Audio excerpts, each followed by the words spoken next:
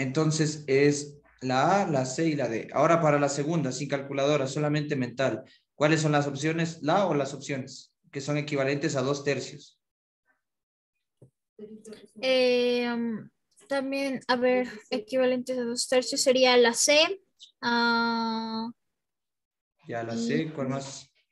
a ver, sería la B. Ya, ¿algo más o esas dos nada Sí. más? No, la B, la D y la E. Y también todas.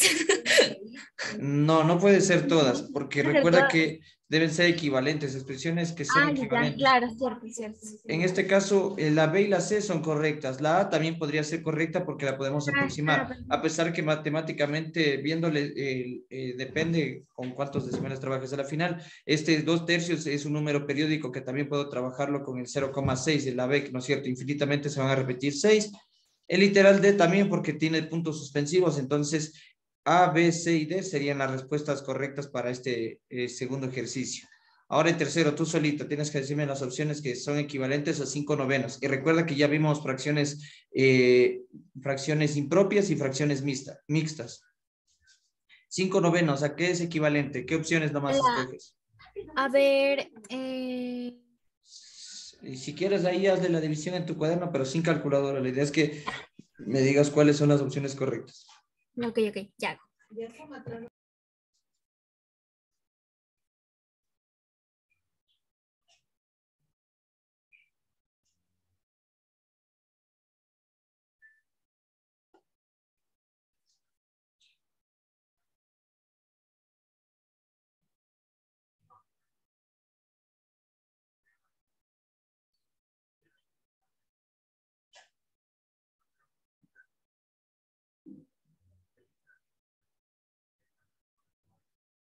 Ya, entonces sería, podrías, ya, la C, Ya la sé, ¿cuál más? la, la A, la A y ¿esas?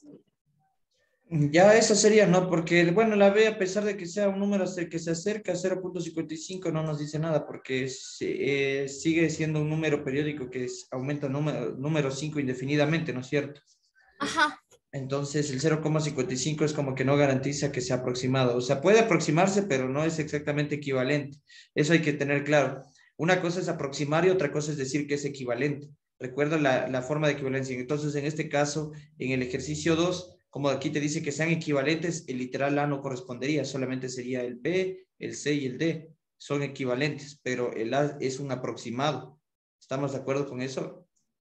Ah, ya, sí, ya, ya, sí. Ya. Ahora entonces el literal 4, opciones para este literal 4. A ver, ya, esa sería la C. Esa es, a ver, la C, y la A. La C y la A. Porque a pesar de que tengo aquí el B que dice 0,2499999 indefinidamente, nunca va a ser 0,25. Entonces ese sería un aproximado nomás si es que tomáramos el B. Si nos piden equivalente, solo sería el literal A y el literal C. Ya. Ahora vas a tener 30 segundos para decirme la forma simplificada de cada ejercicio de aquí. Escriba cada fracción en términos simplificados. 16/48. Si simplificas, ¿cuánto te queda? A ver, ya, ah, La idea es que ya vayas dominando mentalmente esto. Si ¿un quieres, tercio? ya 1/3, pero recuerda sin calculadora, solamente tu Sí, mente sí, no, trabaja. no, sí, sin calculadora le hice todo en mí. Ya, el literal 6, el número Ay, 6, 21 no. 28 ¿cuánto queda simplificado? A ver, Primero que nada, siempre recuerda observar algo. Yo te voy a ayudar con este y después te pongo otro, pero para que sigas. El a 21 ver. 28 siempre hay que ver si son múltiplos de qué número o también la divisibilidad, que eso ya mismo te voy a poner para que estés de acuerdo. El 21 y 28 si yo vengo a la mente y yo sé las tablas, yo sé que son múltiplos del Ah, 7 automáticamente puedo sacar séptima, ¿no es cierto? claro. ¿Y cuánto te queda entonces? Tres, no, sí, 3/4. Ya, 3/4. Lo mismo hubiera hecho con el 5, ¿no? El 16 y el 48 son múltiplos. Múltiplos, el 16 es múltiplo de sí mismo y el 48 es múltiplo de 16. Entonces, 16ava. Siempre buscamos la idea de buscar el número más grande para que pues, no estés sacando mitad, mitad y mitad, porque ese es un proceso que a la final, al inicio, aprendiendo, es bueno, pero la idea es que tu mente ya tengas esa habilidad de sacar reducir o simplificar una expresión de manera tal que sea en pocos pasos. Entonces aquí sería la 16ava de 16,1 y la de 48,3. Ahora el número 7. ¿Cuánto te queda? ¿Qué sacas? La quinta Ya, ¿cuánto te quedaría? sería 3/7, ¿verdad? Menos 3/7. Recuerda que aquí Menos está tres el signo séptimos. menos. Menos Ya. 3/7. Y por último la 8. ¿Cuánto te queda?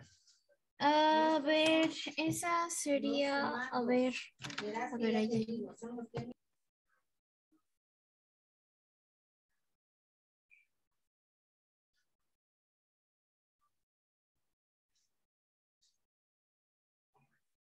¿Un sexto? Menos un sexto. Ya, ¿Sí? recuerda siempre, y la idea es que, bueno, que al principio vas a comenzar, no hay error con eso de que vayas practicando en tu cuaderno, pero esa sería una primera opción. La segunda opción es que ya deberías comenzar en tu mente a trabajarlo y de esa manera que cuando se presenten ejercicios avanzados en otras materias, tú ya no estés sacando mitades, sino que vayas directamente, ya sepas que si son múltiplos o buscas que sean divisibles para tal número, saques ese valor y no estés sacando mitad, tercera y así. Entonces, Claro. eso tendríamos con esos ejercicios. Ahora vamos a proyectar la pantalla y vamos a ver de qué otras maneras escribes los números que están en los literales de abajo. Maneras equivalentes. En este caso te dicen que a 3/8 escribas 3 fracciones que sean equivalentes a 3/8. ¿Cuál escribirías y por qué? ¿Qué deberías hacer para escribir una fracción equivalente a 3/8? Ah, o sea, Bueno, a verás, ver. voy a explicarlo ya, tranquila, no Ajá. pasa nada.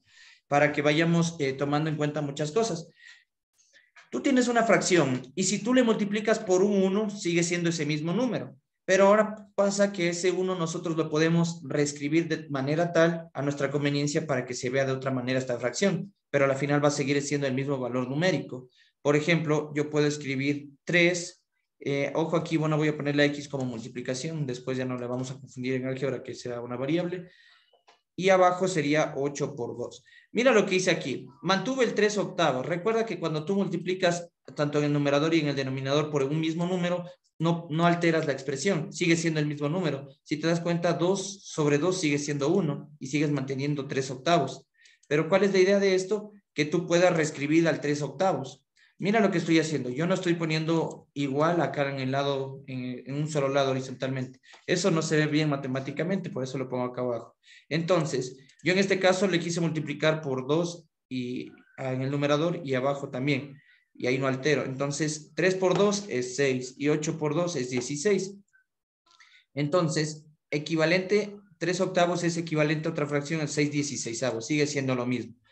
Si es que aquí no le ves así al comienzo, entonces podrías optar por hacer lo siguiente, porque tú recuerda que ya sabes multiplicar fracciones, ya sean eh, heterogéneas u homogéneas. Y en este caso lo que hice yo es 3/8 por un 1. Este es el 1 que te menciono. Recuerda que todo número dividido para sí mismo sigue siendo 1, salvo en el caso del 0, que 0 sobre 0 no es 1. Eso ya es otro caso especial. Entonces, aquí no alteré para nada esta expresión, solamente le multipliqué por un 1 que a mi conveniencia. Entonces, como te pide 3 formas de escribir 3/8, ahora tú dame otra. ¿Cuál sería la otra forma de escribir 3/8?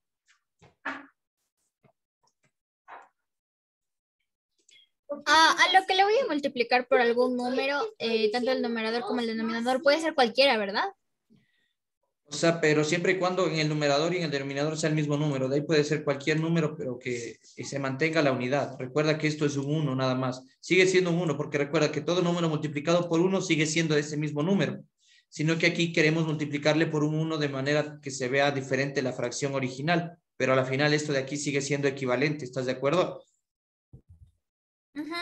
Ya entonces, otra manera de escribir al 3/8. Ya yo te escribo acá 3/8. ¿Y por qué le multiplicarías para escribirle de otra forma?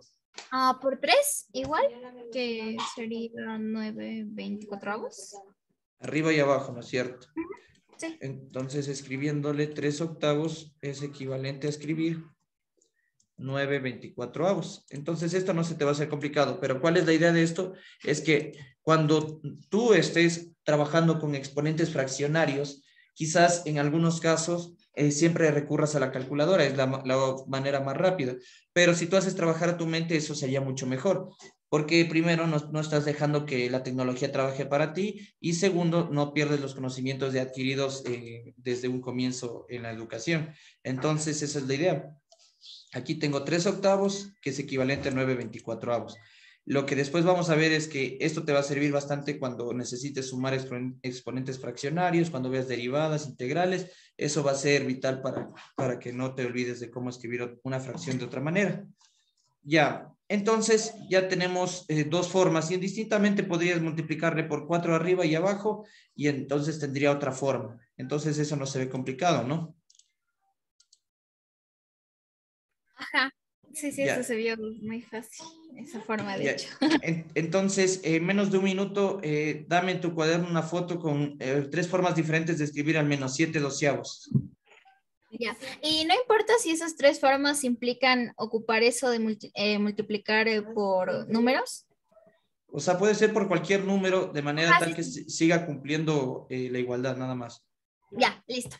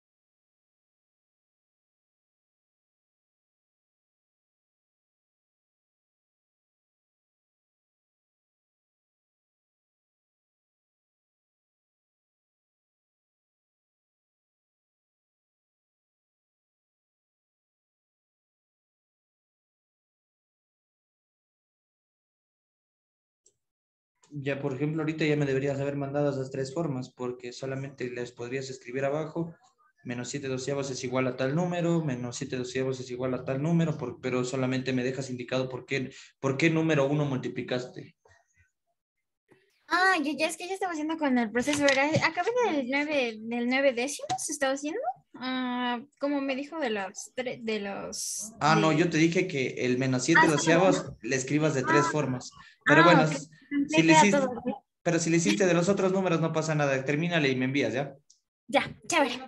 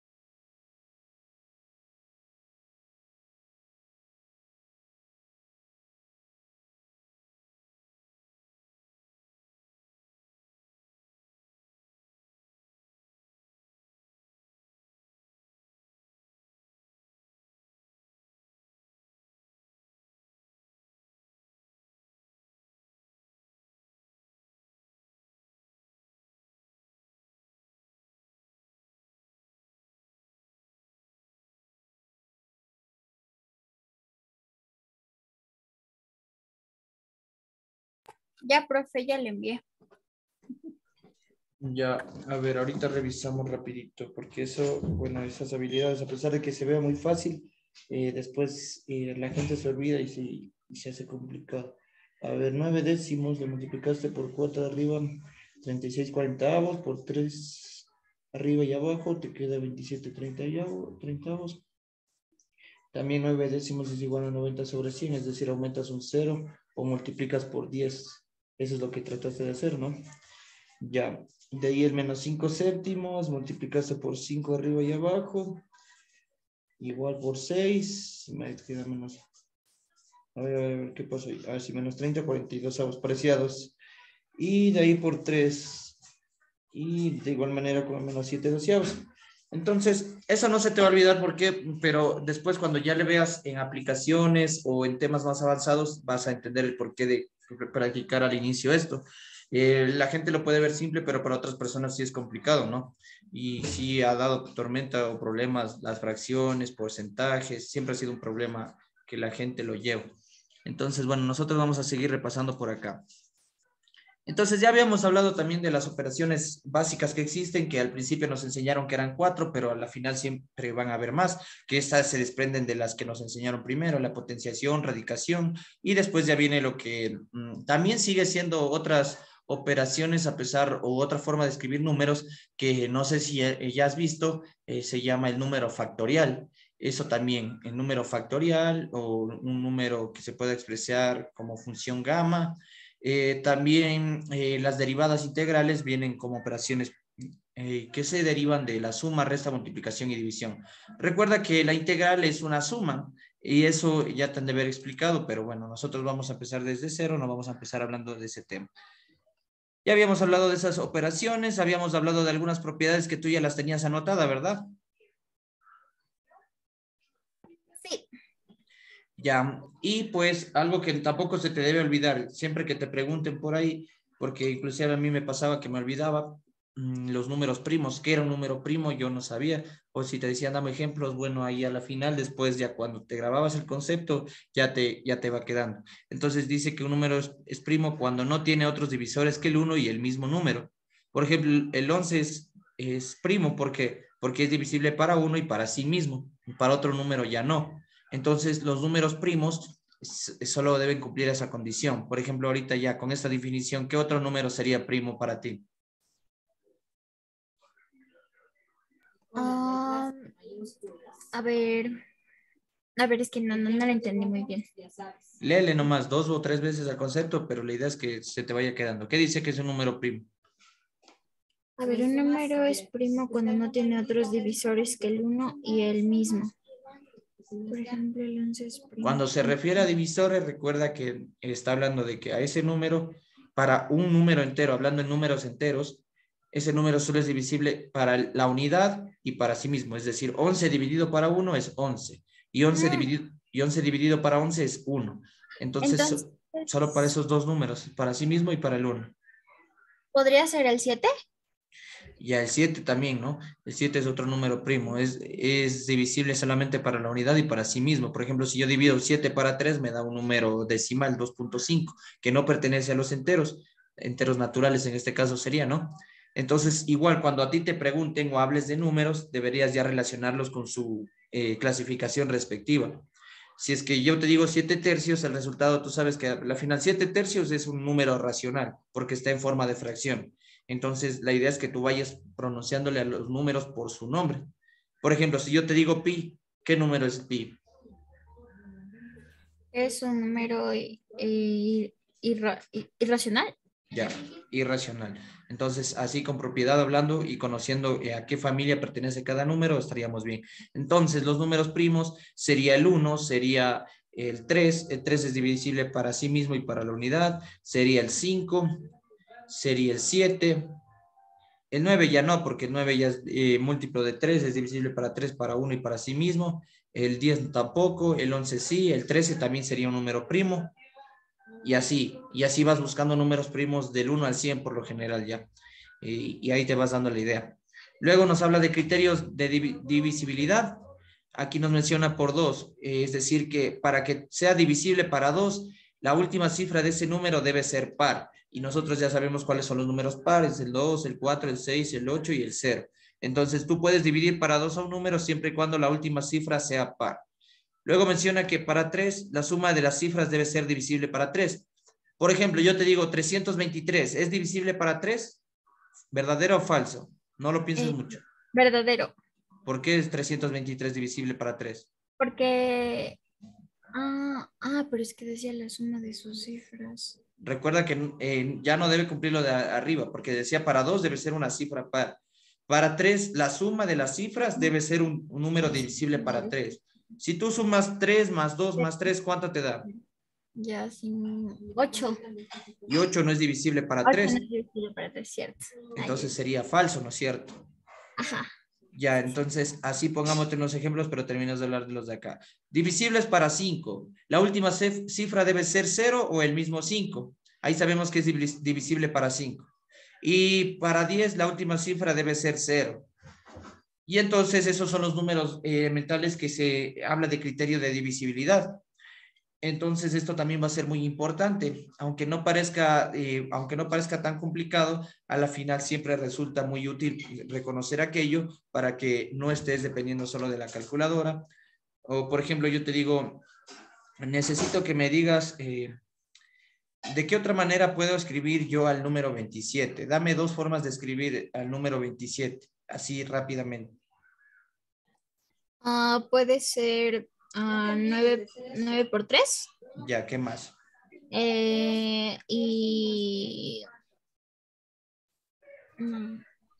ya no sé qué otra forma. Una forma fácil, dime una forma facilita de escribir 27. También puede ser igual sumando, como 25 más 2 o así. ¿Puede? Claro, es ¿Sí? otra forma de escribir al 27, pero las formas más técnicas o elegantes de escribir un número es olvidarnos de la suma y la resta, que es lo más fácil que se viene a la mente. Por ejemplo, el 27 puedo escribirlo como 3 al cubo, no hay problema. Al 27, vamos a escribirlo por acá. Son formas que la gente casi no lo toma así porque siempre se nos viene a la mente lo más sencillo, ¿no? Lo más rápido por responder. Por ejemplo, yo pongo por acá, formas de escribir al 27.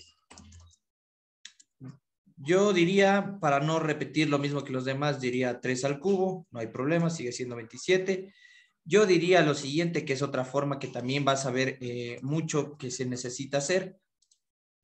Puedo escribir así al 27 y sigue siendo 27. ¿Estás de acuerdo? Sí.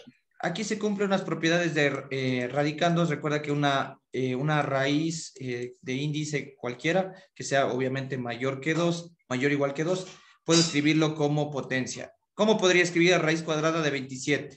En forma de potencia. ¿Cómo habíamos mencionado eso? La raíz cuadrada de 27 en forma de potencia. Ajá, escribirlo como exponente. Ya no quiero ver la raíz cuadrada, quiero ver como exponente. Quiero que aparezca un exponente. Eso, Entonces, ¿cómo era? no es 27 elevado a la 1 medio. Ya, eso era evidente porque recuerda que el 27, aunque no lo ponga, está elevado a la 1 y el índice de la raíz es 2. Entonces, el índice de la raíz es el denominador de la potencia del exponente y el exponente de 27 es el numerador. Entonces, aquí sería 27 a la 1 medio. 27 a la 1 medio. Y esto por propiedades de potencia. La idea es que, ¿ves cómo yo lo estoy hablando? Lo estoy diciendo técnicamente como es matemáticamente, expresando cada propiedad, utilizando cada detalle que se han molestado los matemáticos en sus tiempos libres de dejar escrito. Entonces aquí aplicamos una propiedad de exponentes, potencia de potencia, multiplicas 1 medio por 2, es 1. 27 a la 1 sigue siendo 27.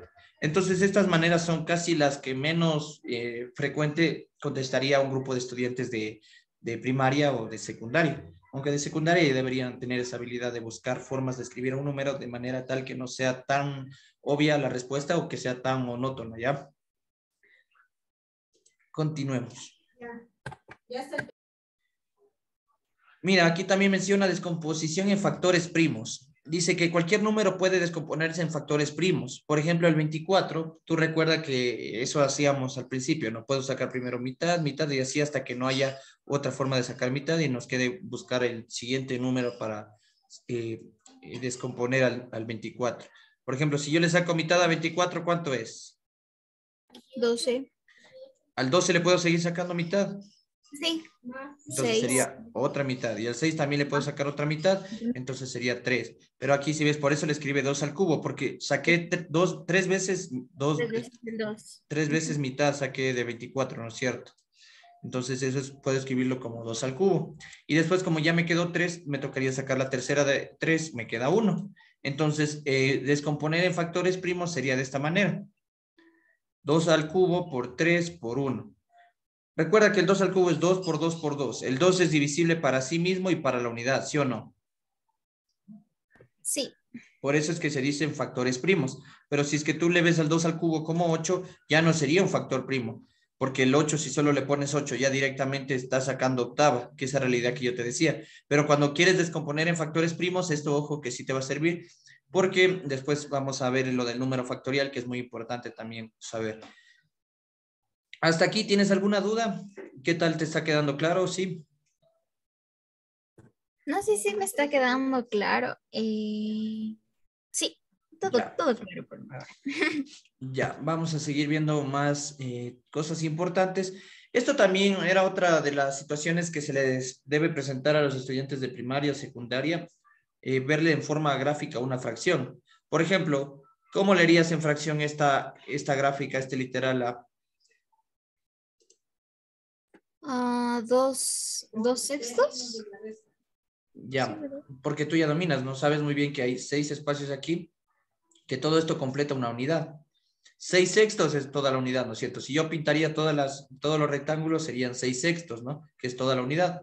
Pero como solo se han pintado 2, quiere decir que eso puedo expresarlo como fracción, que sería 2 sextos. Y no importa de la forma gráfica que yo la represente, al final puedo identificarlo. Por ejemplo, tú hiciste un pastel, en este caso para 8 personas, pero lastimosamente solo llegaron 2 y los otros 6 te dejaron en la friendzone. Entonces te tocó dar 2 pedacitos de 8, entonces son 2 octavos de un pastel, ¿sí o no? Sí. Ya, pero ahora tú puedes decir 2 octavos, puedo simplificarle. Ahí hay un detalle muy importante que también te va a servir, porque creo que el siguiente semestre vas a ver estadística y probabilidad, ¿verdad? Creo que la recibo en tercero. Bueno, cuando la recibas. En este caso, dándonos cuenta de esa gráfica que digamos que era un pastel y estaban solo pintadas 2 partecitas, 2 franjas de las 8. Eso quiere decir que solo 2 personas de 8 recibieron el pastel, es decir, de mi cantidad total de unidades que podría tener de ese pastel, que serían 8, solo 2 recibieron. Pero tú dirás, yo puedo sacar mitad y mitad, pero ahora eso, ¿cómo interpreto? Ahí ya no puedo decir una persona de 4, ahí podría leer de otra manera, ¿no? Una persona de 4 recibió el pastel, pero para completar los 2 octavos, otra persona de 4 debería haber recibido el pastel. Si es que tú le divides al pastel en 2 grupos de 4, sería otra interpretación. Pero hay veces donde te toca dejar, a pesar de que puedas simplificar, te toca dejar de esta manera expresado para que no haya complicaciones al momento de interpretar, porque en algunas materias tú no solamente dependes del valor numérico, también dependes de su interpretación. Entonces, eso va a ser fundamental. Por ejemplo, para seguir hablando de este tema de fracciones, hablemos de un dado, ¿ya? Un dado, ¿cuántas caras tiene? Eh, Un dado legal. ¿Cuántas caras tiene un dado legal? 6. Ya, 6. Entonces, si yo te digo que me digas cuántos números pares puedo obtener al lanzar un dado. ¿Cuántos números pares? Del 1 al 6, ¿cuántos números pares hay? Porque recuerda, tengo 1, 2, 3, 4, 5, 6. ¿Cuántos números pares tengo ahí? 3. 3. Entonces, si es que a ti te dicen un dado y quiero saber posibilidades de obtener número par. Solamente existen 3 de 6. ¿Sí o no? Sí. Tres números pares de 6, pero tú me dirás, puedo simplificar. Pero ahora ya no puedo leer eso. Ahora me vas a decir, en un dado quiero saber la posibilidad de obtener número par. No puedes decir que tengo una posibilidad de 2, porque no es correcto decir que el dado tiene dos caras. Entonces, por eso algunas veces no simplificamos. En este caso, porque estoy hablando de un dado, sé muy bien que solo tengo 3 posibilidades de 6 de obtener un número par. Y obviamente su recíproco sería que tengo 3 posibilidades de 6 de obtener un número impar. ¿Sí se entiende esa idea, no? Sí. Por eso es que aquí no lo simplifico. Pero hay veces que obviamente necesita simplificar para que el resultado sea lo más óptimo posible y no haya problemas. Bueno, entonces eso ya no hay problema. Sí sabemos interpretar. Ya, mira, eso de aquí está interesante. Vamos a ver qué tal lo haces, ¿ya? Es muy interesante cuando lo ves de manera gráfica. Fíjate en el ejercicio 14, ¿sí lo estás viendo? Sí, sí, sí, lo estoy viendo. Ya, a ver, ¿qué dice el ejercicio 14? A ver, escribe una fracción en términos simplificados que represente la región descrita en los incisos A y A y D. A y D. Ujú. Ya, entonces el literal A te dice los puntos del rectángulo como una parte de los puntos de la figura completa. Ahora debes escribir en fracción esto que te está mencionando aquí. Si quieres, anótalo en tu cuaderno, dibújalo, tómate la paciencia, pero quiero ver, a ver cómo me interpretas en fracción el literal del A al D, en fracción. Hazle bonito esta gráfica y a ver cómo hacemos esas fracciones, a ver si es que ha sido tan sencillo las fracciones. Ahora viéndole de manera gráfica, aquí tenemos un triángulo rectángulo y un rectángulo y están inscritos entre algunos puntos que vemos aquí. Entonces, aquí la idea, la clave es que cuentes los puntitos que existen en total y vayas resolviendo los literales. Los puntos del rectángulo como una parte de los puntos de la figura completa, en fracción. Los puntos del triángulo como una parte de los puntos de la figura completa en fracción y así los demás. Me avisas para... Ahí te presento la gráfica, me avisas para mostrarte los literales, ¿ya? Ya listo, a ver, ahorita voy a hacer esa gráfica.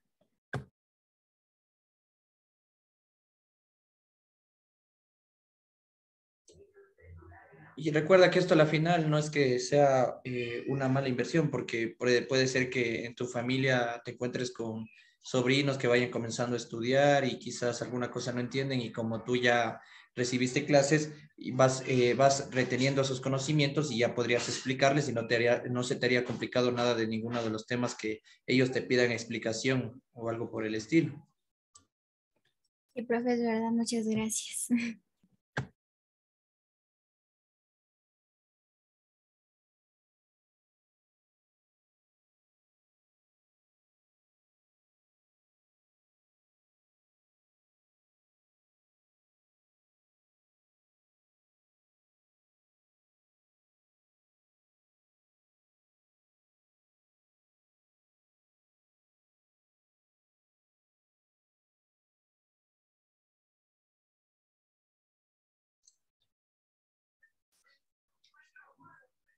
Ya me avisas cuando tengas la gráfica, ¿ya?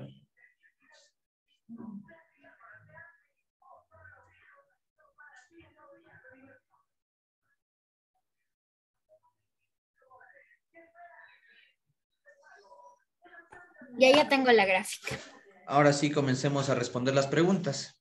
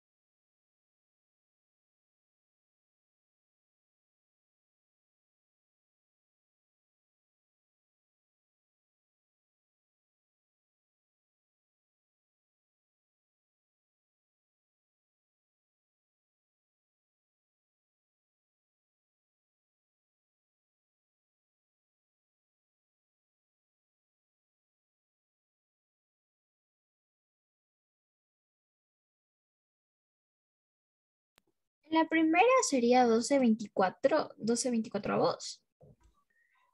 Los puntos del rectángulo como una parte de la figura completa. Tienes 4, 8, 12 aquí nada más. Y en total tienes ¿cuántos puntos? 4, 24. 8, 12, 16, 20, 24. 12, 24avos. Ya, en este caso, preferible lo dejas así escrito. Sabes muy bien que lo puedes simplificar, pero en este caso quiero contar los puntos que existen en el rectángulo como parte de la figura completa. Esta sería una parte, sería 12 entre 24. Ahora para el literal B. A ver.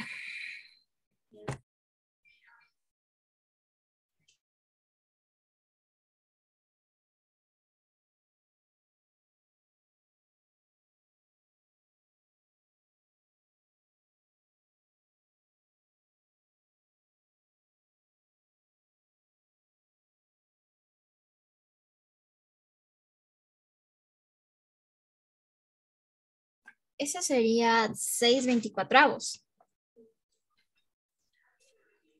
A ver, en el triángulo tenemos 3, 5, 6 puntos inscritos, entonces sería 6 24avos. El literal C. Los puntos del rectángulo como una parte de los puntos de la unión del triángulo y el rectángulo. Ay, a ver. Ahí ya se pone más interesante, ¿no?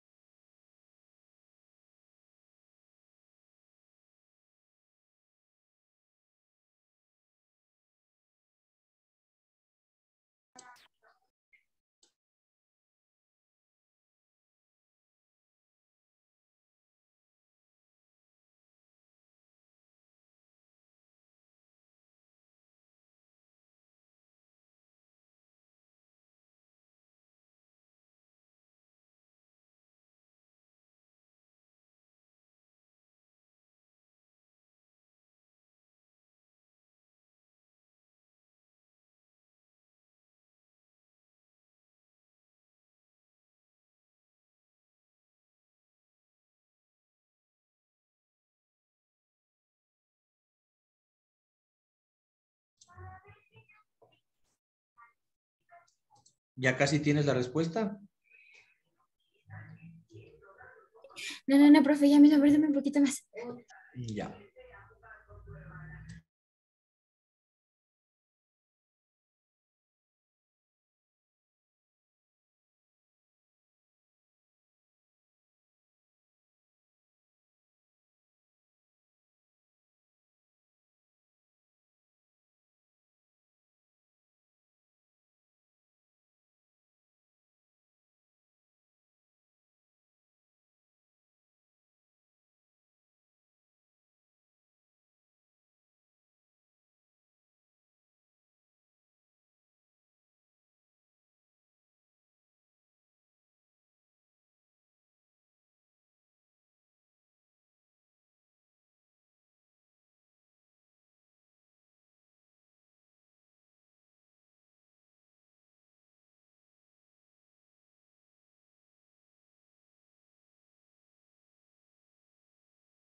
¿Es 12/18?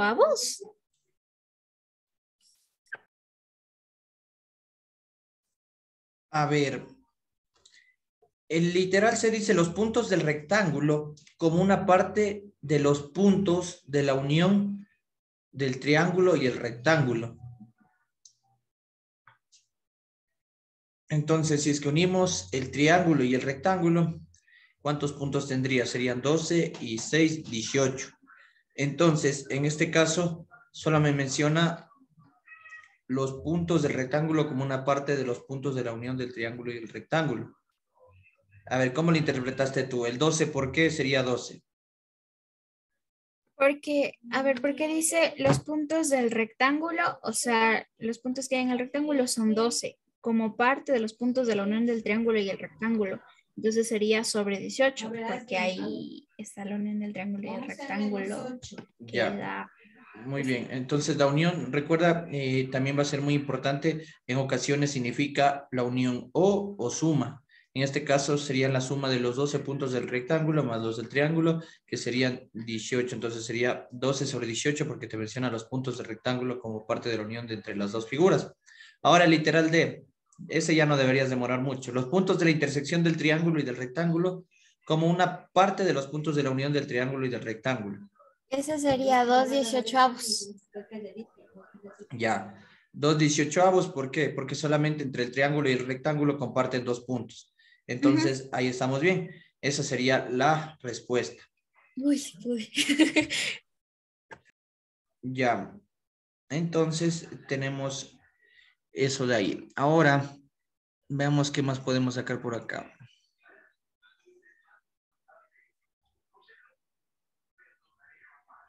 Ya, la 16, esa también está interesante. Sigamos viendo y después seguimos pasando más temas. Dice que en la liga de softball, Paul Lewis batió 8 hits en 20 turnos al bate y Jules Laroche batió 12 hits en 30 turnos al bate. ¿Qué jugador, y nos pone en paréntesis si acaso, si es que se da el caso, tuvo el mayor promedio de bateo? Entonces, ¿qué deberíamos hacer aquí? A ver, tú misma dime en tus palabras, ahí lo vas escribiendo en tu cuaderno. Y a ver, quiero ver tu nivel de capacidad para interpretar aquello y dar la respuesta al problema 16. Ay, yo soy mal interpretando esos problemas. A ver. Eso. A ver, tenle el ejercicio ahí copiado y después yo te pongo uno en el deber. Y cierto que, bueno, como no Ya. había tiempo el anterior deber, sí te revisé y sí, solamente hubo un pequeñito Ujú. problema, pero de ahí lo demás estuvo bien. Ya. Entonces, ya lo tienes el problema, ¿no? Sí, sí. Pero sí, déjeme tomar la foto porque le iba a copiar. Ahí. Ya, espérate, ya te pongo, yo te pongo. Ajá. Ahí. Ay, ay, ay. A ver. Mm, Ya. Ya, entonces, el primero dice que Paul batió 8 hits en 20 turnos. Vamos por acá, Paul, 8 de 20. Y nos dice que Josh batió 12 de 30. Entonces, para que nosotros demos un promedio, por eso es que las fracciones también aparecen aquí. Y eso tú lo vas a ver más detallado en estadística cuando ya veas ese curso respectivo y vas a tener estos temas como base. El 8 de 20 yo puedo escribirlo como fracción, es decir, esto puede representar lo que el problema me está indicando. El numerador te va a indicar el número de casos favorables sobre el número de casos posibles. En este caso dice que tuvo 8 hits en 20 turnos. Entonces, esto lo puedo interpretar de esta manera. Recuerda también que vamos a interpretar el tema de razones y proporciones, donde ahí va a tener más sentido esto de aquí. 8 entre 20, recuerda, así como nosotros interpretábamos que 8, digamos otro caso, 4 personas de 10 reciben pastel. Ahora en este caso dice que tuvo 8 hits en 20 oportunidades. Así lo representaría en fracción. ¿Y cómo represento yo? La idea es que ver cuál tuvo mayor promedio de hits. Entonces aquí simplificaría. ¿Qué saco? El número mayor, ¿qué saco para tener la fracción acá directamente simplificada? ¿Qué saco? Entre 8 y 20.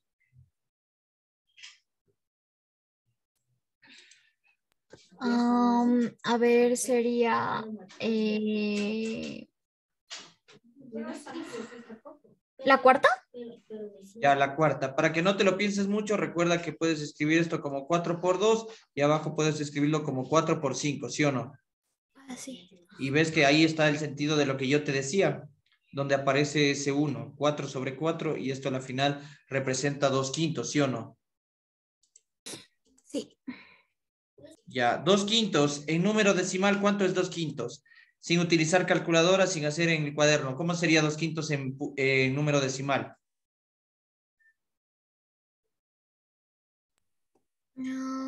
¿Recuerda? Sí te expliqué en la primera clase.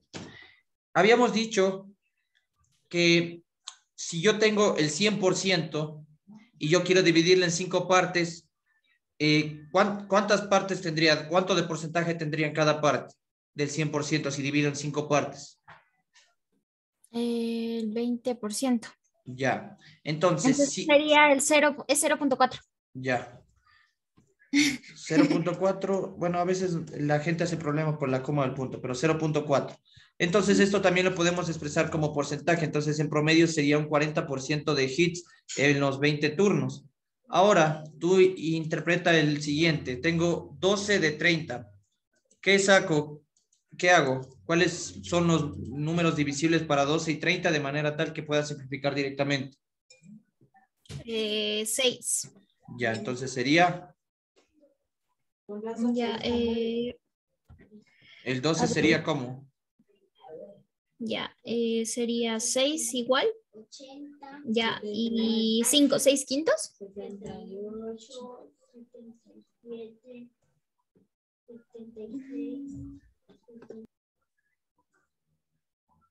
a ver, ¿qué pasó ahí? Tú dijiste que el número divisible, que el mayor sería sacarle la sexta, ¿no es cierto? O si no, escribirle de esta manera. 6 por 2 Ujú. y 6 por 5 son No, no, no es divisibles. cierto, ajá, le dividí mal, qué boba. Sí, sí, cierto, era 2 quintos, no, no 6 quintos. Y Sí, esto sí. da igual a 0.4, Oh, que también representa el 40%. Pero ahora analicemos algo. Numéricamente estamos obteniendo el mismo resultado, es decir, que ninguno de los dos tiene mayor promedio de hits. ujú. Entonces, tú dirías, o sea, no hay ninguno de los dos es, bueno, leamos otra vez la pregunta. A ver, dice, ¿qué jugador si acaso tuvo el mayor promedio de bateo? El mayor promedio de bateo acá dice 0.4 y acá 0.4 o el 40% en promedio del número de oportunidades que tuvo. El primer jugador tuvo 20 turnos. El segundo jugador tuvo 30 turnos. Numéricamente hablando no hay diferencia, pero hablando del denominador, al que le tocó menos veces batear, ¿a quién fue? A Paul. Ya. Sí. Y si te fijas, él tuvo 8 de 20, él tuvo 12 de 30, es decir, que le dieron 10 turnos más y aún así su cifra es menos significativa que la de acá.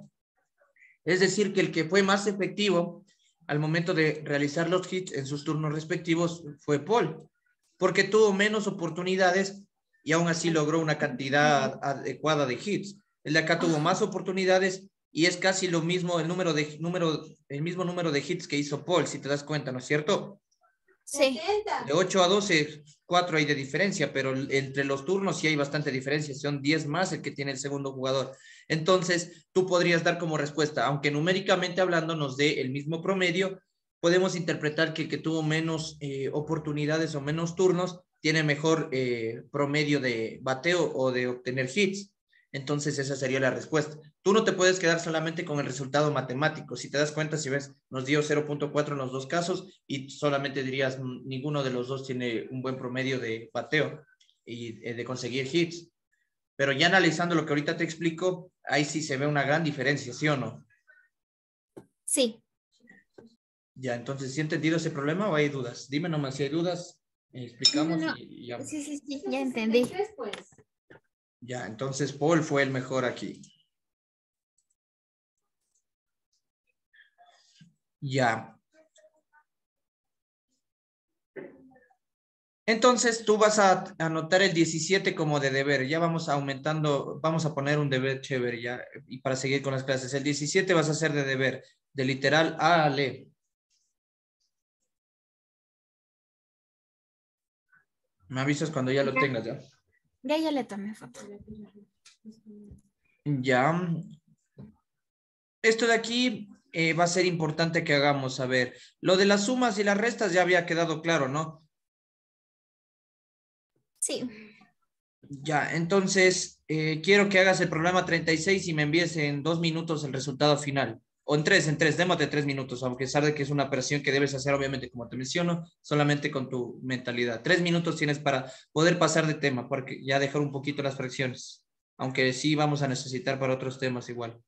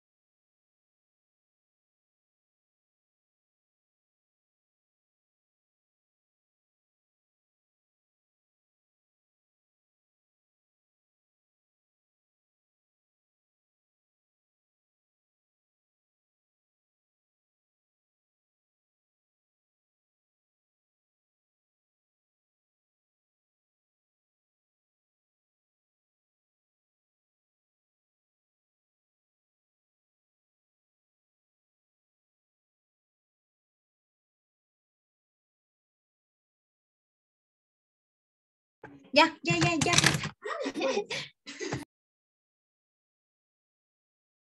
¿Qué pasó? ¿Qué pasó? Ya acabé, solo le estoy tomando la foto y ya le mando. Ya, ok.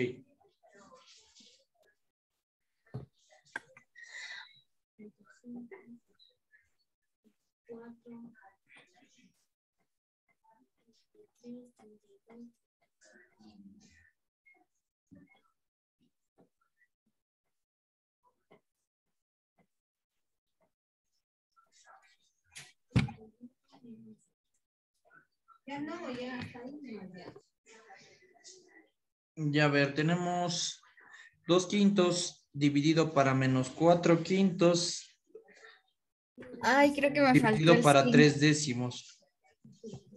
A ver, tenemos -4/5 sobre 3/10, lo está representando como una división de fracciones. Y entonces aplicas extremos con extremos y medios con medios, te queda -40/15. Ya, 2/5 dividido para -40/15. Sí, o sea, me falta solo el signo, me olvidé. Ay, no, rayos. A ver, recuerda que debes en quedar claro en aplicar lo que vamos aprendiendo. Vamos a escribirlo acá y veamos cuál es la manera más óptima de hacerlo. Tendríamos 2/5 dividido y me dan un paréntesis y luego dice -4/5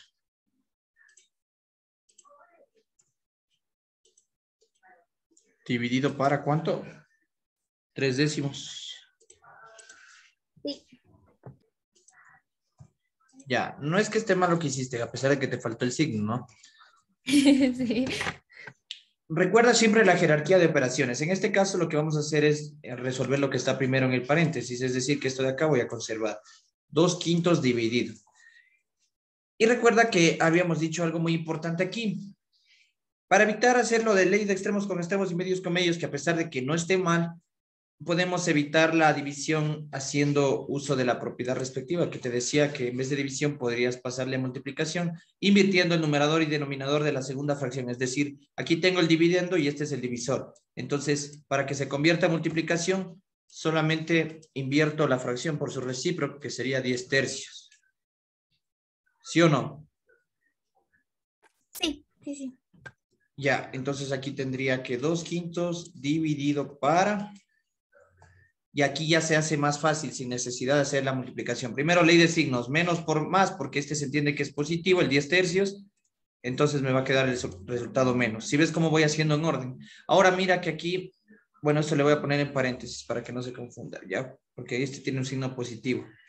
Entonces, aquí como esto se está multiplicando, aunque esto te va a confundir, puedo sacar aquí la quinta de 10, 2 y la quinta de 5, 1. Entonces, arriba te queda -4 por 2, ¿sí o no? Y abajo solamente te queda 3, ¿estás de acuerdo? Sí. Ya, y esto va a ser igual. Antes de pasar otra vez a la operación respectiva, tendría 2/5 que divide a -8/3.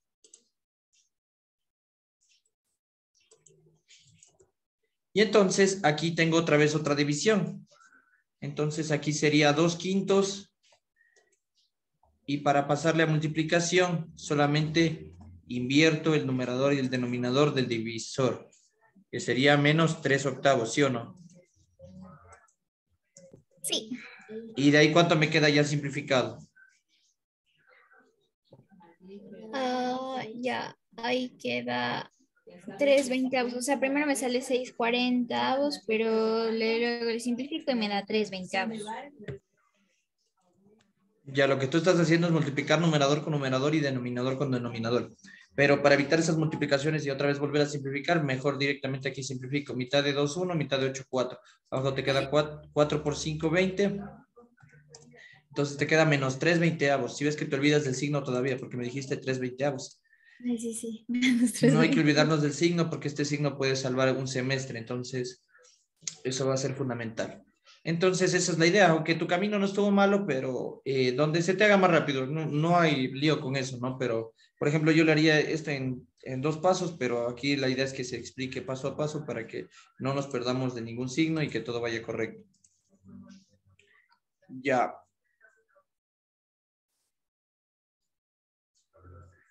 Y también le vas a agregar al deber el 45 y el 48. Ya a ver, ahorita les tomo foto.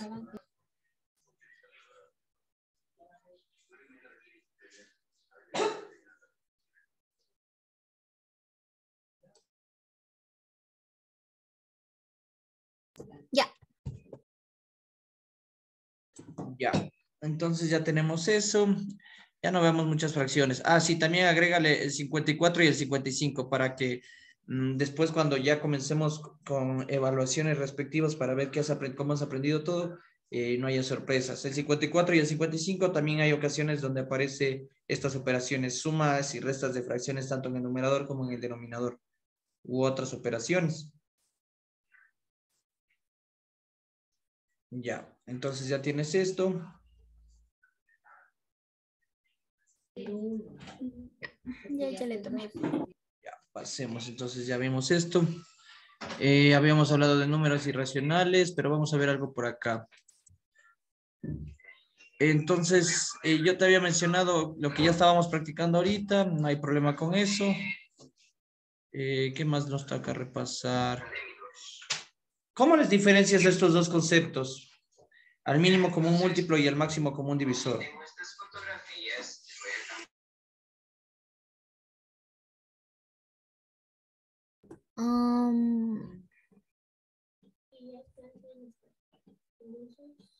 A ver, no sé muy bien cómo diferenciarlos. Ahí lee el concepto número 1 y a ver qué le entiendes, ¿ya?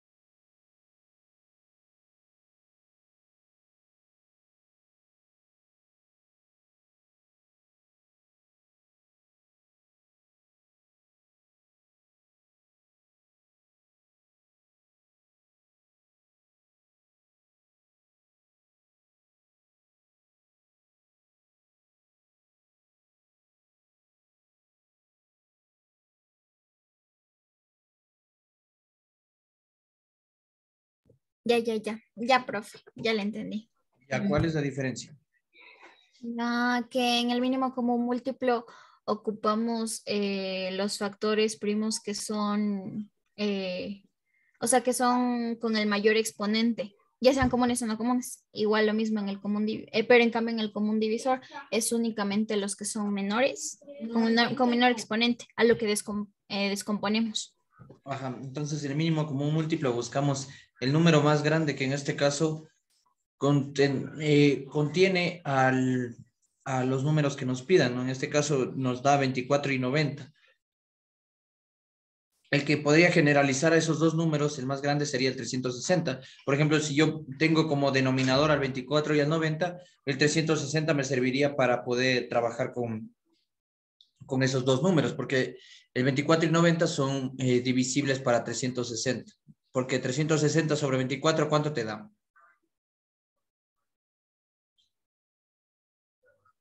360 sobre 24.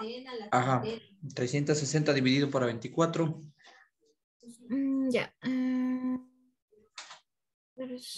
Una manera fácil para que hagas eso también y que te voy a enseñar y que te vas a acostumbrar es la siguiente.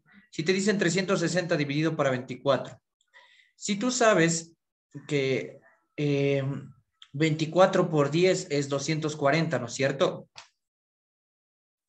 Sí, ¿Y cuál es la mitad de 240? 120.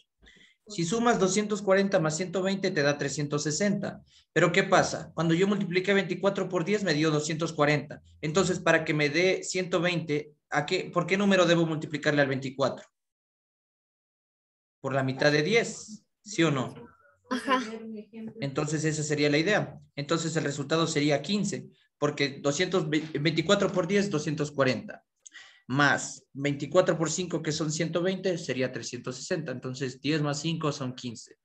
Entonces, 360 dividido para 24 es 15.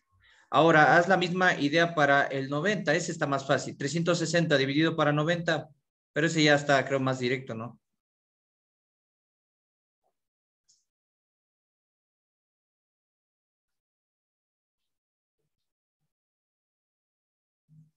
Ese ya no necesitamos de multiplicarle por 10. ¿Por qué? Porque ya se acerca. 90 por 2 es 180. Si multiplico otra vez 180 por 2 me da 360. Entonces 90 por 4 me da 360. Entonces resulta que 360 es el número que divisible para 24 y 90. 24 y 90 los puedo trabajar con 360. Ahora el mínimo máximo común divisor se multiplican los factores primos comunes con el menor exponente. Es decir, si es que ya descompones en factores primos, aquí el resultado sería que el máximo común divisor sería 6. Entonces, vamos a ponerte un ejemplo a ver qué resultado obtienes.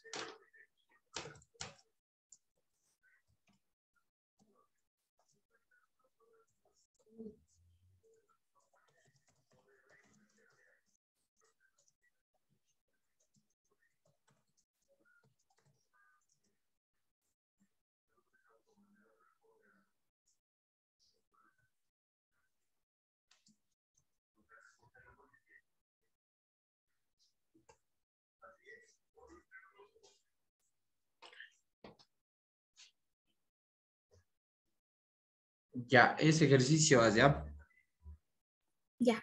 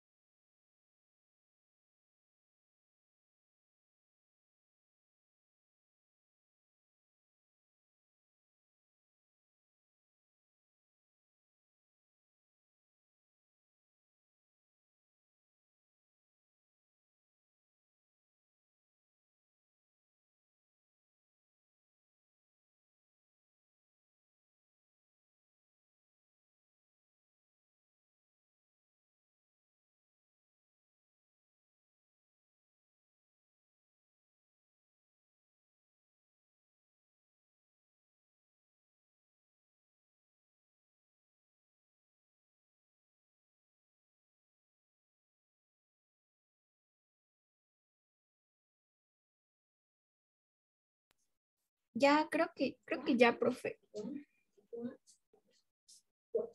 A ver, mándame la foto. Ya.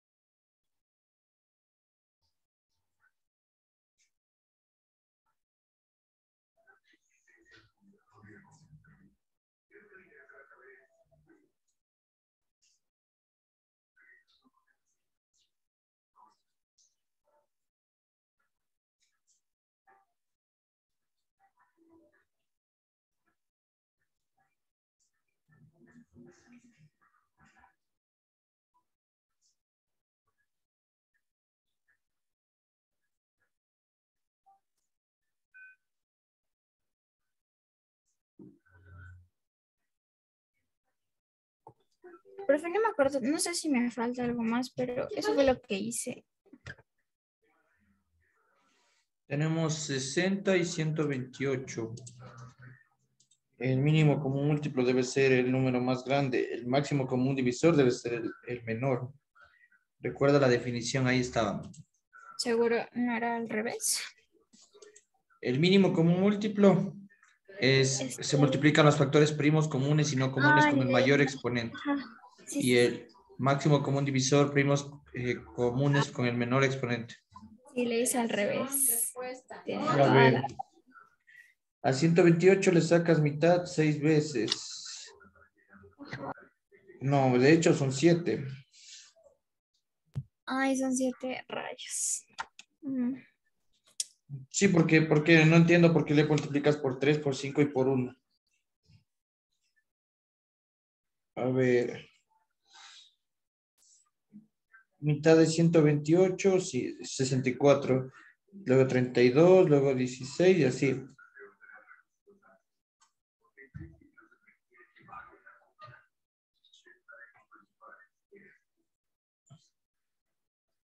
Ay, Ah, ajá. espérate, Sí. espérate. Es que faltó con el 60, ¿cierto? Que les multiplicaste por el 3, por 5 y por 1. Sí, estás bien. Pero el 60 tiene como mínimo, como un múltiplo 384, ¿estás segura? Ahí fue No, lo que... ya hice ahí- mal. Ajá, es que fue el error que era 2 cometí. a la séptima. Sí, sí, sí. Y el mínimo común múltiplo serían los menores, en este caso, los factores primos comunes con el menor exponente. Y en ese caso sí hiciste bien. Los comunes son el 2 y el 1, nada más. 2 por 1, 2. Entonces, el mínimo común múltiplo tendría que haber dado 128 por 3 y por 5. 128 por 5 es 640 y por 3, 1920 creo que tenía que haberte dado.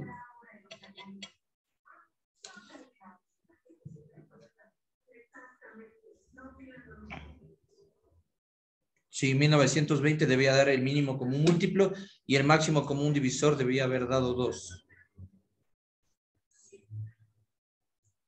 Sí, es que le hice 2 a la sexta. Ajá, no, era 2 a la séptima. Bueno, como este hiciste mal, pongamos otro par de números. Pongamos el 35 y el 175. A ver, ¿qué tal ya?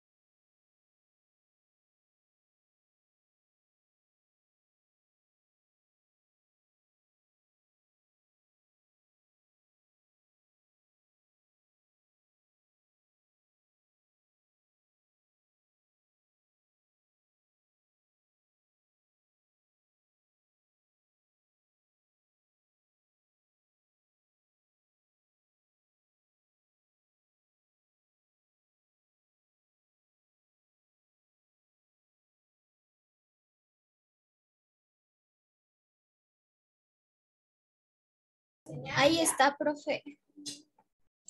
Ya, a ver, ahorita lo reviso, ahorita. Solo déjame poner algo por acá.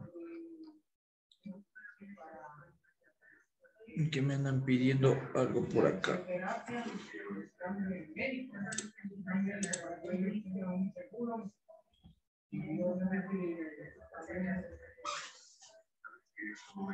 A ver, estábamos por acá.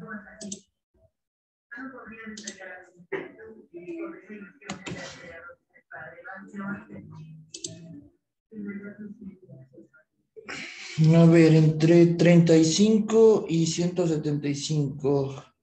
35, la quinta es de 35 a 7, la séptima 1. De 175 sacaste la quinta, ¿cuánto te dio? 35. 35. Y de ahí otra quinta, 7. Y la séptima 1. 5 al cuadrado, 25 por 7, 175. Entonces, el mínimo como un múltiplo. Comunes y no comunes. 5 al cuadrado. El mayor ahí sería por 7 y por 1. Ya. Y el máximo común divisor, solamente los comunes. El 5, el 7 y el 1. 35. Este era más evidente, si viste que dio justo los mismos números que dimos, 175, 35, porque son divisibles, si te diste cuenta, porque 35 por 5 te da, ¿cuánto? 175. Y 175 dividido para 5 es 35. Es evidente que en este caso deben coincidir. Como tal, el mínimo común múltiplo el número más grande y el máximo común divisor el más pequeño, porque son divisibles, si te diste cuenta, ¿verdad? Sí. Ya, entonces, vamos bien por ahí. Ya habíamos hablado de los números naturales, que son los que se pueden contar. Esto también va a ser muy importante al momento de que tú hagas operaciones algebraicas, matemáticas, aritméticas. En ocasiones la gente suele utilizar el corchete cuando debería iniciar usando paréntesis, porque ese es el inicio. A ver, ayúdame leyendo un poquito, por favor, lo que menciona que son y para qué sirven los paréntesis. Ya, a ver, ¿desde dónde, profe?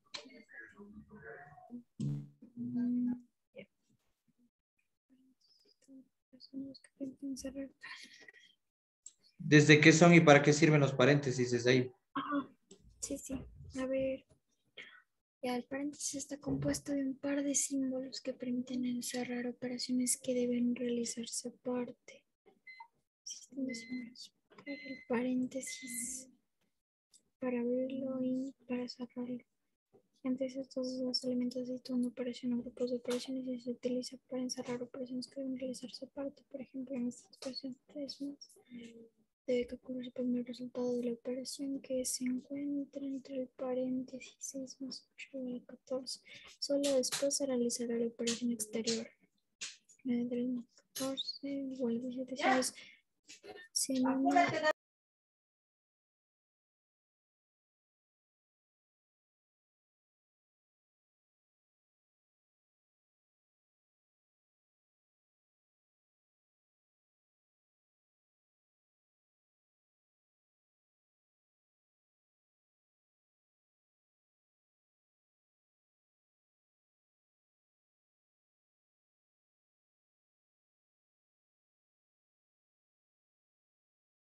ya, profe.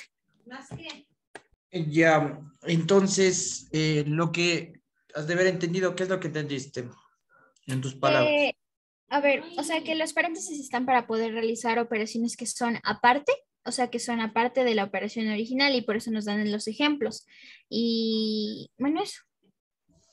Ya, entonces eso ya habíamos repasado. Recuerda siempre algo muy importante que debemos aprender, la jerarquía de operaciones que va a ser importante. Si es que tú tienes potencia, raíces cuadradas, pero también involucrando paréntesis, corchetes y todo eso, primero hay que resolver lo que está de adentro hacia afuera, esa es la idea. Comenzando por los paréntesis y después ya vas abriendo esos paréntesis o corchetes o llaves y de manera tal que después ya haces las operaciones básicas. Entonces debemos reconocer aquello. A ver, veamos por aquí. Esto ya vimos. Esto ya vimos. Números enteros también ya vimos. Los números enteros son entre los negativos y positivos.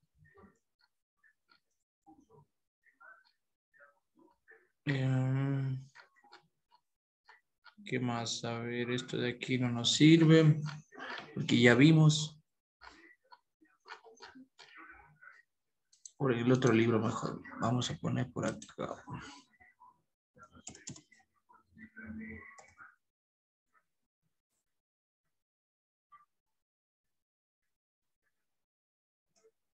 No, por aquí no.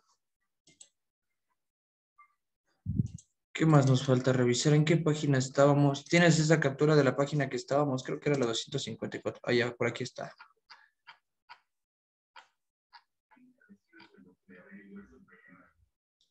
Los números complejos, eso vamos a ver después.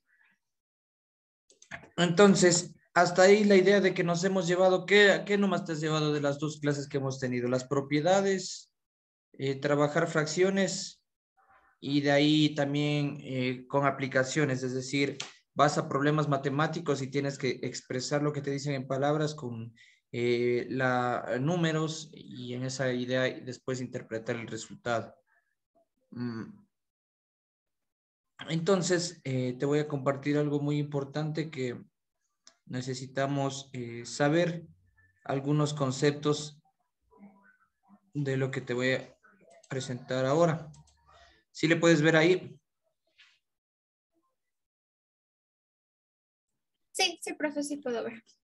Ya, entonces hay que diferenciar algunos conceptos que van a ser muy importantes para interpretar algunas situaciones matemáticas porque no todo se resuelve técnicamente. A veces hay que hacer por inducción, por deducción. Esos métodos algunas veces los has de conocer en otras materias y así. Entonces, aquí nos menciona que debemos conocer matemáticamente qué es una proposición. Y aquí nos dice este autor que es un enunciado u oración declarativa de la cual se puede afirmar que es falsa o verdadera, pero no ambas cosas a la vez. Entonces, la idea es que involucremos la matemática, los números y todo eso con situaciones que a veces pueden ser absurdas o a veces pueden ser ciertas. Por ejemplo, si yo digo, está lloviendo, por lo tanto saldrá el sol. ¿Crees que esa proposición sea verdadera o falsa? No es falsa. Ya. Entonces es como que a veces en la matemática también lo que tú dices puede tomarse como lo que conocen como un absurdo, algo absurdo. Entonces, y otra idea sería que nosotros demos un valor de verdad de cierta proposición. Por eso es que abajo dice la veracidad o falsedad de una proposición se le llama su valor de verdad. Es decir, no porque diga valor de verdad significa que es verdadero, significa que puede ser cierto o no, pero a eso definimos como valor de verdad. Una vez que tú ya tienes una proposición, entonces van a ser este valor de verdad. ¿Qué tiene que ver lo que habíamos visto antes, fracciones y todo lo demás? Vamos a ir involucrando conceptos con lo matemático para que cuando tú leas un ejercicio sepas interpretar a qué nos estamos refiriendo, si es una proposición, un axioma, un teorema o un enunciado, un postulado, corolario. Hay muchos términos que en los libros te pueden presentar y que tú a veces los puedes asimilar o decir que son sinónimos, pero no es así. Por ejemplo, aquí nos dice el ejemplo 1. ¿Qué nos dice el ejemplo 1? A ver, la expresión la Tierra es redonda es una proposición. Puede notarse que su valor de verdad es verdadero y aquí se conoce con certeza que la Tierra es redonda. Así menciona, ¿no? Aunque no exactamente según los que hicieron estos viajes o investigaciones, algunos decían que ¿quién decía que la Tierra tiene forma de naranja o algo así por el estilo? Y otros la veían como esfera. ¿Recuerdas eso de geografía o no? No, no me gusta la geografía. Ni nada de eso. Pero es importante conocer la historia para que vivas tu presente y futuro. O sea, la historia hay que saberla porque no sabemos de dónde vivimos o en dónde vivimos, estamos mal ahí. Pero no te preocupes, eso ya queda en ti. Igual si te ha de gustar leer, creo. No, mentira, no sé. Bueno, capaz que no. Sí. Ya. A ver, ¿qué dice aquí la siguiente? La expresión 2 más 3 es igual a 5, que se lee 2 más 3 es igual a 5, es una proposición con un valor de verdad verdadero, ya que en el sistema numérico decimal que usa el número 10 como referencia se conoce con certeza que esto se cumple.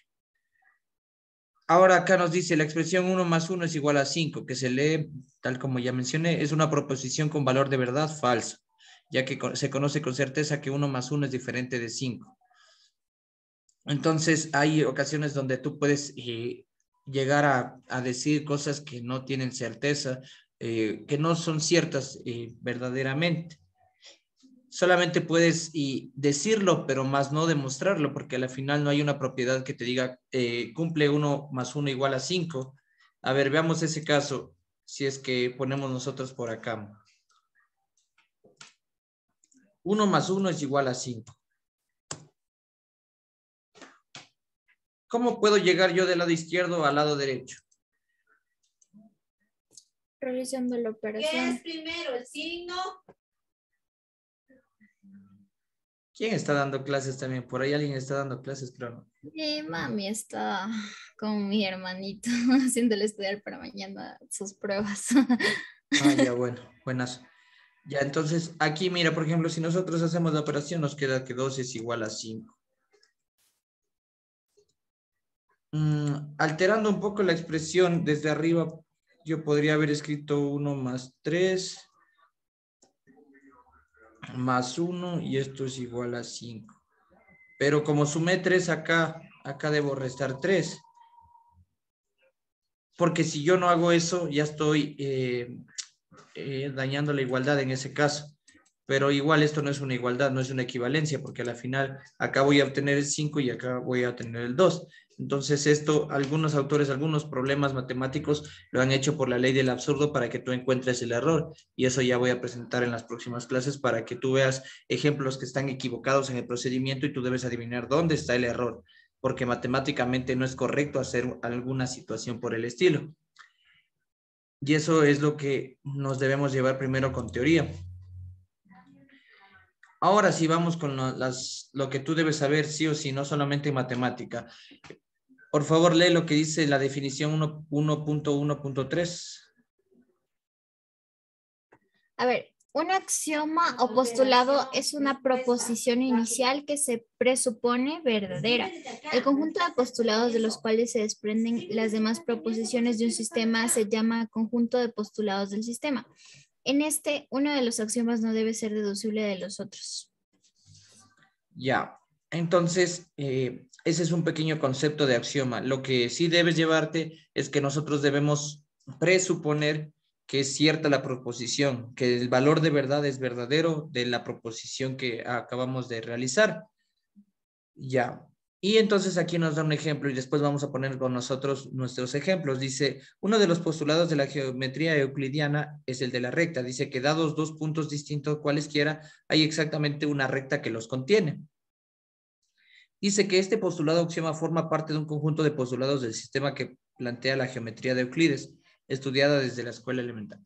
Es decir, que debe pertenecer a ese sistema grande, ese postulado que yo acabé de decir. Y a la final nosotros presuponemos que es verdadero, porque eso es lo que te enseñaron, ¿no? Si tú tienes dos puntos en una función lineal, sabes muy bien que su gráfica va a ser una recta y la recta va a contener a estos dos puntos. Entonces estamos presuponiendo que es verdadera. Y esto a la vez pertenece al conjunto de postulados del sistema de geometría de Euclides. Ahora tú dame otro axioma, uno que se te venga a la mente matemáticamente o puede ser otro relacionado con otra materia, pero la idea es que se cumpla lo que dice el concepto de axioma.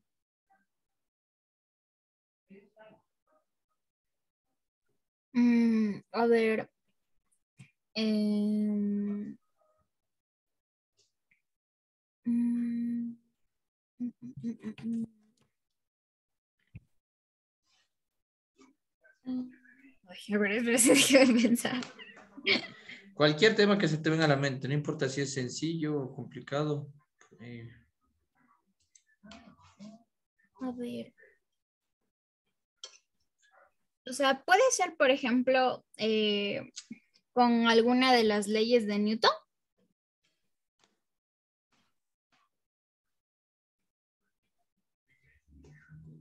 Oh. ¿Cuál sería?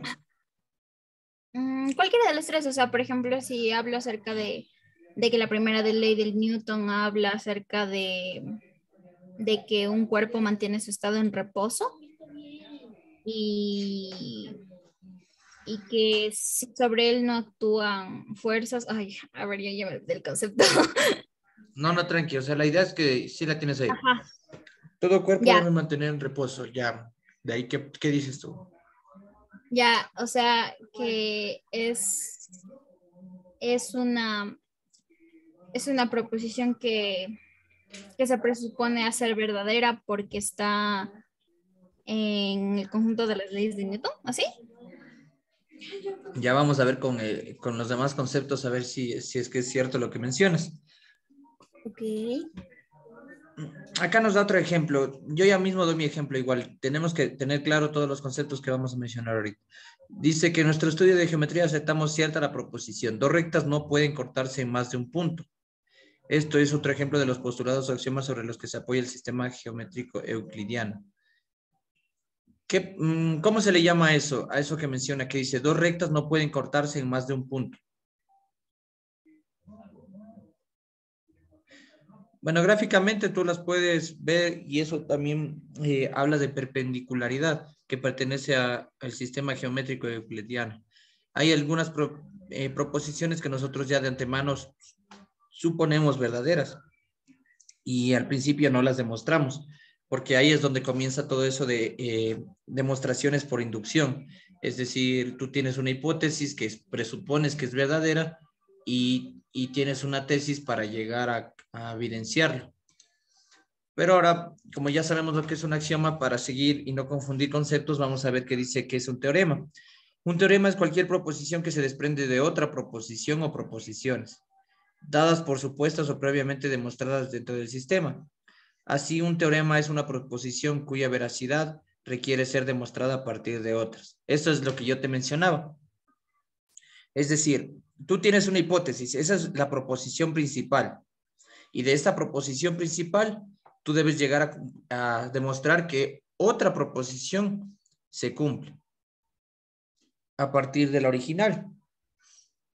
Digamos, yo te digo, déjame ver, ¿cuál podría ser? Veamos ejemplos, primero lo que menciona aquí. Lee el ejemplo 6 y después das un ejemplo tuyo. Ok, a ver, ¿le puede bajar un poquito, por favor? Ya, a ver, el teorema del triángulo isósceles establece que si dos lados de un triángulo son congruentes, entonces los ángulos opuestos a estos lados son congruentes. Este teorema demuestra a partir de otras proposiciones, entre las cuales se cuenta uno de los postulados para congruencia de triángulos. Lado, ángulo, lado, ángulo a lado. Ah, ok. A ver, no sé, no recuerdo si es que viste geometría, creo que en la nivelación de la ESPE creo que solamente les tocaba autoeducarse o buscar la forma de Sí. aprender, ¿no? Buscar la forma de pasar. De pasar. Bueno, entonces, aquí algo importante es la palabra congruente. ¿Qué significa congruente? Eso también vas a poner para tu deber. Muchos términos debes llevarte tanto de algunas áreas matemáticas como del cálculo, como del precálculo, y todo eso va a ser necesario para que tú puedas hablar técnicamente matemáticas. Entonces, este teorema debe demostrarse a partir de otro. Es decir, que dice que si un triángulo isósceles establece que si dos lados de un triángulo son congruentes, entonces los ángulos opuestos a estos lados son congruentes. Sabemos que un triángulo isósceles tiene dos lados iguales para que se cumpla que sea isósceles, ¿no? Y por ende, si se cumple aquello, los ángulos opuestos a ellos serán congruentes. Y entonces, ¿nosotros cómo vamos a comprobar o demostrar eso? Pues a partir de otra proposición. ¿Y cuál es la otra proposición? Recuerda que era una proposición.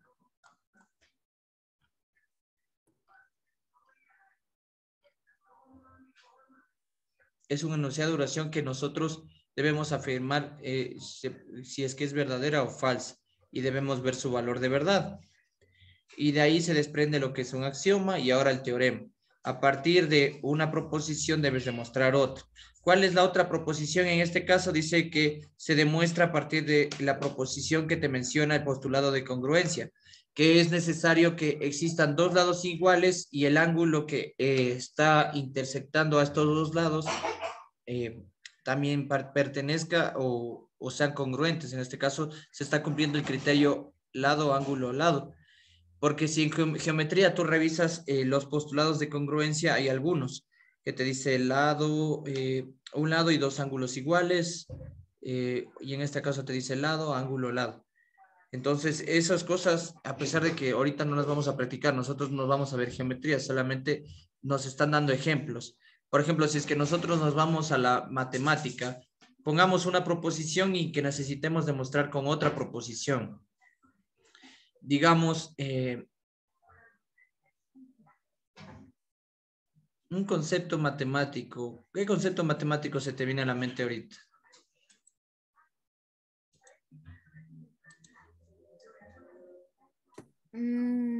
A ver.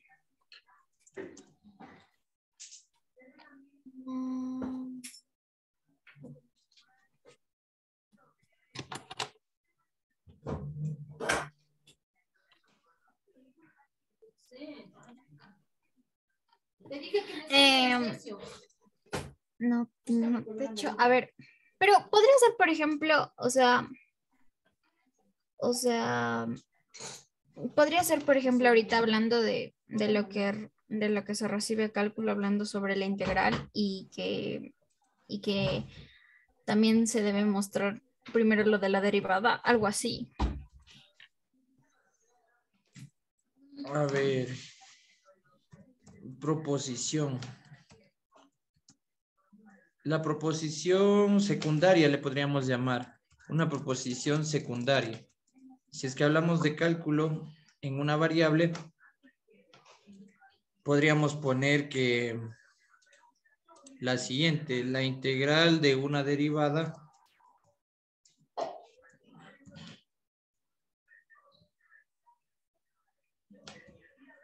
es igual a la función. Este era el teorema fundamental del cálculo número 1, que la integral de una derivada es igual a la función. ¿Y cómo demuestro esto? A través de otra proposición. Esto sería la proposición principal. ¿Y cuál sería esa proposición principal?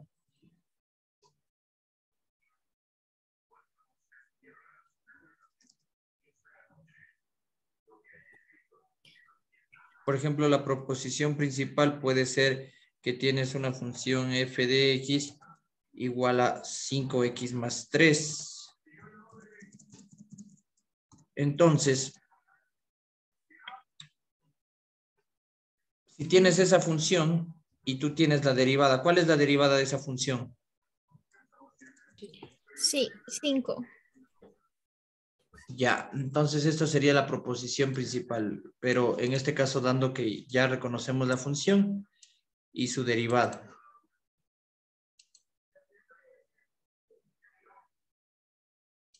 Entonces, ¿crees que se llegue a cumplir esto de acá arriba?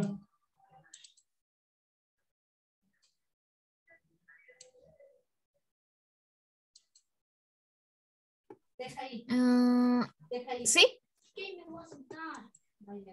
Debería llegar a cumplirse, a pesar de que tocaría analizar si es que estamos planteando bien las proposiciones.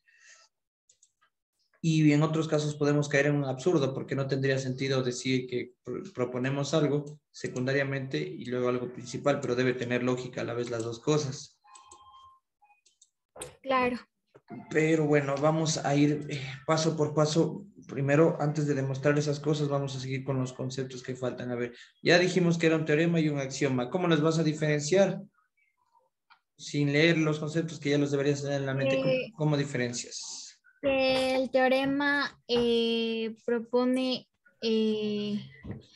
una, o sea, valga la redundancia, una proposición, pero basada en otra proposición, ¿verdad? Así. El teorema dice que se desprende de otra proposición. Para que demostremos que una proposición sea cierta, debemos demostrarla a partir de otra, que sea una principal en este caso.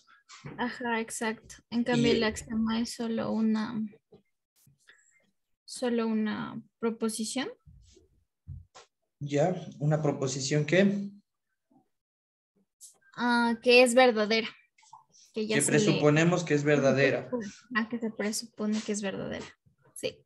y que pertenece a un conjunto de De postulados o postulados. proposiciones, ¿no es cierto? Sí. Ya, eso solamente viéndolo en conceptos, pero nos toca ver en ejemplos para ver si es que los podemos diferenciar. Ya verás, por ejemplo, vamos a hacer unos de aquí, que son sencillos. Dice que Julio César fue presidente de la República Dominicana. Dame su valor de verdad. ¿Verdadero o falso?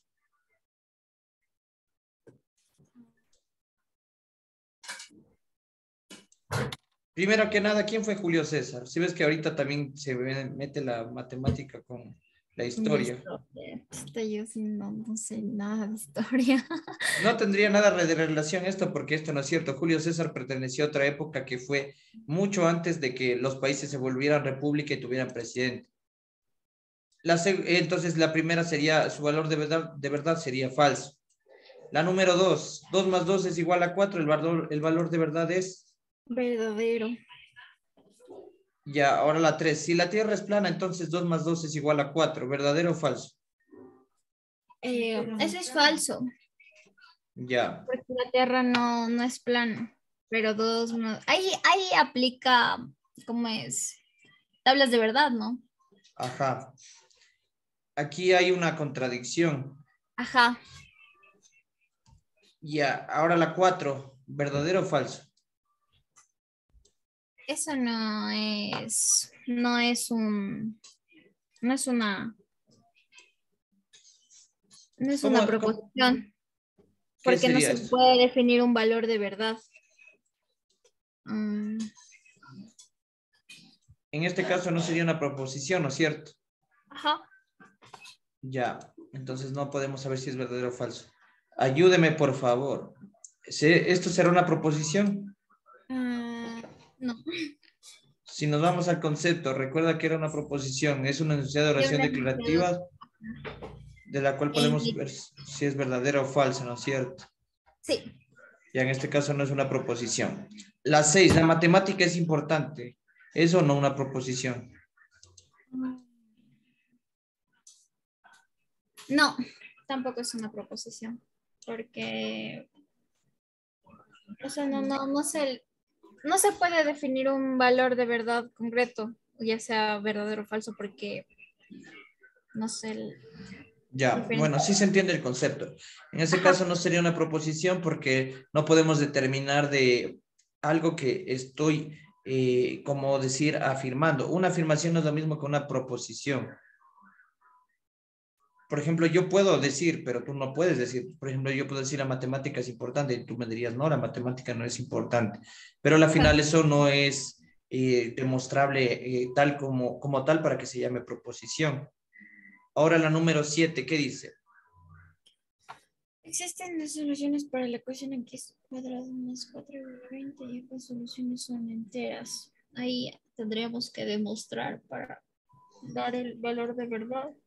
Ya, esto sí se va a cumplir. Existen dos soluciones para la ecuación y esta es una ecuación cuadrática. Si es que yo Ajá, igualo a cero, te queda x al cuadrado menos 16. Esa es una diferencia de cuadrados y vas a tener el valor de 4 y menos 4 que va a cumplir esta igualdad. ajá, Menos 4 y 4 cumplen esta igualdad y son enteros. Recuerda que los enteros son números negativos y positivos que se pueden, en este caso, representar en la recta numérica. Entonces, este valor de verdad sería verdadero. Entonces, a ver, tú vas a poner de deber la 12, la 13 y la 14.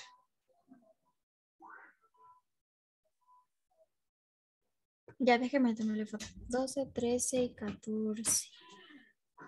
12, 13 y 14. Ya. Ya verás, estos días que vienen nos vamos a estar enfocando un poco en estos temas de proposiciones, un poco analizar si es que nosotros podemos trabajar ya con simbología matemática y leyes y propiedades que ya has de haber escuchado y que, bueno, ahorita ya casi no las utilizas o no las ves, pero siempre van a ser importantes para que de igual manera cuando estemos en cálculo y en otras materias, tú puedas saber interpretar algunos resultados que evidentemente tú puedes obtener un número, pero en ocasiones ese número no es del todo cierto, podría ser un absurdo, podría ser algo que sería de demostrar de otra manera, y por eso es que la matemática se vuelve algo interesante, porque no solo hay una forma de resolver un problema o de demostrarlo, hay varias formas, todo depende de si es que te quieres ir por el camino más sencillo o el camino más largo. Y por eso es que existen varias áreas de la matemática. No sé cuáles verás en tu carrera, pero por ejemplo, ya si ves ecuaciones diferenciales, si ves cálculo vectorial, si ves, yo qué sé, métodos numéricos, si es que ves esa materia, todo tiene una razón de ser y todo se va conectando. Otras ingenierías también ven materias más complejas, como se llama una materia variable compleja, álgebra estructural, álgebra de conjuntos y así. Todo se va relacionando porque tú puedes ir viendo de diferentes maneras cómo resolver o cómo demostrar alguna hipótesis. Y eso también debes recordar. Tú tienes una hipótesis, planteas una tesis, quieres que esa tesis se cumpla a partir de la hipótesis. Eso es lo que ahorita estábamos diciendo que era un teorema, ¿no? Que a partir de una proposición demuestres otra, ¿no es cierto? Y entonces esto veremos en las siguientes clases, pero quiero que vaya repasando algunas cosas. Ya te voy a mandar unas fotos de un libro que tengo en físico porque estas de acá solamente nos van a ayudar en una parte. En la parte universitaria sería necesario que tengas un poco de las páginas que te voy a compartir de ese libro y ahí sí ya podemos trabajar. Y otro deber que vas a poner es la diferencia entre, si es que existe, diferencia entre un enunciado y proposición o postulado. Esas tres palabras. A ver, diferencia. Si es que existe entre enunciado, proposición y postulado. Enunciado, proposición y postulado. Ya. Ya, trata de buscar fuentes viables, ya, si es que quieres en inglés también sería bueno, pero fuentes viables porque recuerda que Wikipedia, Rincón del Vago y todo eso te pueden decir algo, pero no es el 100% verídico, tienes que ver siempre algo más allá, ir más allá de lo común. Ya, entonces esa sería la clase de hoy, solamente hicimos una pequeña introducción que todavía no queda clara, pero ya la vamos a ver. Lo de fracciones ya te debe quedar claro, eso ya es evidente, pero igual en el deber vamos a ver y de igual manera cuando ya acabemos un cierto número de temas vamos a poder evaluarlos y a ver qué tal estás captando los temas o los vas reteniendo. Porque recuerda que todo esto lo vamos a ver más adelante, no es que ya lo vimos un rato y ya no lo vamos a ocupar. Ya, listo, profe. Muchas gracias. Ya, entonces nos vemos el día de mañana. Ya recuerda que te ver antes de la clase siguiente, si no, no hay clase. Dale. Ya, Entonces ya, nos vemos mañana. Chao. ya, profe.